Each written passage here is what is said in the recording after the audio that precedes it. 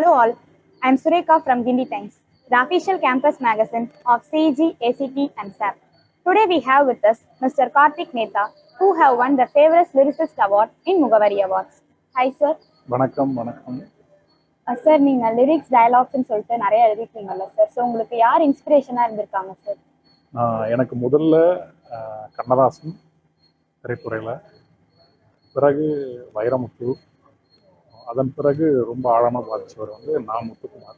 இவங்க எல்லாமே திரைத்துறைக்குள்ள. திரைக்கு வெளியே எனக்கு நிறைய கவிஞர்கள் இருக்காங்க. சங்க இலக்கியத்திலிருந்து வள்ளுவர், திருவள்ளுவர்லேருந்து அப்புறம் சிவவாக்கியார், திருமூலர், இப்படி தமிழில் இருக்கக்கூடிய ஆக சிறந்த புலவர்கள், கவிஞர்கள் எல்லாருமே என்னை ரொம்ப. சார் நீங்க எதை பத்தி மேக்ஸிமம் நிறைய எழுதுவீங்க சார்? இது வரைக்கும் நான் பெரும்பாலும் எழுதுனது காதல் சார்ந்து நிறைய எழுதியிருக்கேன். அப்புறம் இப்போ கொஞ்ச நாட்களாக தத்துவம் சார்ந்து நிறைய எழுதிட்டு இருக்கேன். சார் உங்க எக்ஸ்பீரியன்ஸ் சொல்லுங்க சார். நீங்க ஒரு blogger, lyricist and dialogue writer. So as a whole உங்க எக்ஸ்பீரியன்ஸ் அண்ட் எப்படி டைம்ல மேனேஜ் பண்ணுறீங்க? அது ஒன்றும் இல்லை, நமக்கு விரும்பி தானே செய்கிறோம். அதனால என்னென்னா, எனக்கு எழுத்துங்கிறது என்னை பொறுத்த வரைக்கும் நாம் வெளிப்பட்டு நம்மை நாமே கண்டடையும் ஒரு தவம் அப்படிதான் நினைக்கிறேன்.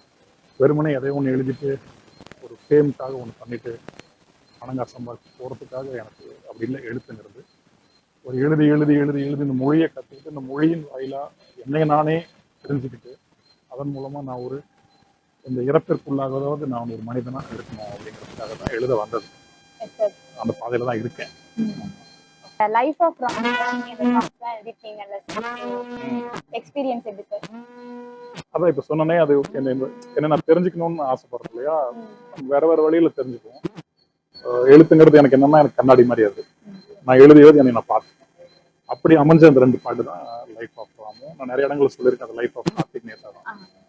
இந்த மொமெண்ட்ல வாழ்றதுன்னு ஒன்று இருக்கு இல்லையா? அது நம்ம இந்திய ஸ்பிரிச்சுவாலிட்டி ரொம்ப வருடங்களா சொல்லிக்கிட்டே இருக்கு. பௌத்தம், நம்ம இந்தியன் புத்திசம் இருக்கு இல்லையா? அதை பத்தி ரொம்ப ஆழமா சொல்லிக்கிட்டே இருக்கு. திரைத்துறைக்குள்ள அதை பத்தி யாரும் பெருசா சொன்ன மாதிரி எனக்கு தெரியல. நான் அந்த பாதையிலே போறதுனால இந்த மொமெண்ட்ல வாழணும், இந்த மொமெண்ட்ல மைண்ட்ஃபுல்னஸோட இருக்கணும் அப்படின்னு ட்ரை பண்ற ஒரு ஆளு. சரி, அப்படி ஒரு பாட்டு வாய்ப்பு அமையும் போது இல்லை, அந்த படத்துல அந்த கதாபாத்திரம் அப்படிதான் இருப்பாப்புல. ஒரு டிராவல் போட்டோகிராஃபரா இருப்பாரு. அவர் டிராவல் போட்டோகிராஃபர், நான் டிராவல்ல வேகாபான் டிராவலர் நான். அதனால கண்டபடி சுத்திட்டு இருப்பேன். ஸோ அதனால இந்த மொமெண்ட்ல வாழ்றதன் மூலமா நமக்கு கிடைக்கிற ஒரு இன்னர் ஸ்ட்ரென்த் இருக்குல்ல, அந்த ஒரு இன்னர் பவர், அதை பத்தி சொல்லணும்னு நினைச்சோம்.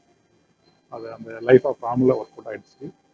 ஜேர்னியில அதை மீறி வெறுமனே அந்த மொமெண்ட்ல வாழ்றது மட்டும் இல்லாம, அந்த மொமெண்ட்ல வாழ்றதன் மூலமா நமக்கு ஒரு மீனிங் கிடைக்கணும் இல்லையா? அந்த மீனிங் என்ன அப்படிங்கறத ஜேர்னியில நாங்கள் டீல் பண்ணோம். இது ரெண்டுமே ஒரு மாதிரி inter connected songs. Episode 1, episode 2 அது அப்படிதான் சொல்லணும். Thank you for spending your precious time with us. ரொம்ப ரொம்ப நன்றி.